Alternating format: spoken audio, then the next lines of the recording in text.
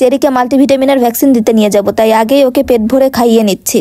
ভিটামিনের পুষ্টি আমার আর লাগবে না, আমার অনেক শক্তি আছে এমনি। দেখি মুখটা পরিষ্কার করতে দাও, কথা বলো না। আরে বাপ রে, আস্তে মাম্মা আস্তে। হয়ে গেছে পড়ানো, হয়ে গেছে। খুব সুন্দর লাগতেছে চেরিকে। আমাকে পোটলা বানিয়ে নিয়ে আসছে মাম্মা, ক্লিনিকে চলে আসছে। ওভাবে না আনলে তোমার ঠান্ডা লেগে যেত। কোথায় নিয়ে যাচ্ছে এই ছেলে আমাকে?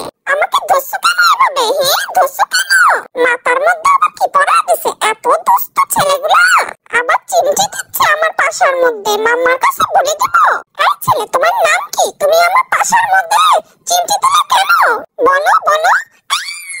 ইনজেকশন দিছো তুমি? হ্যাঁ ইনজেকশন। আমার মাম্মা বলছে ভিটামিন সি ওষুধ খাওয়াবে, আর তোমরা ইনজেকশন দিচ্ছ।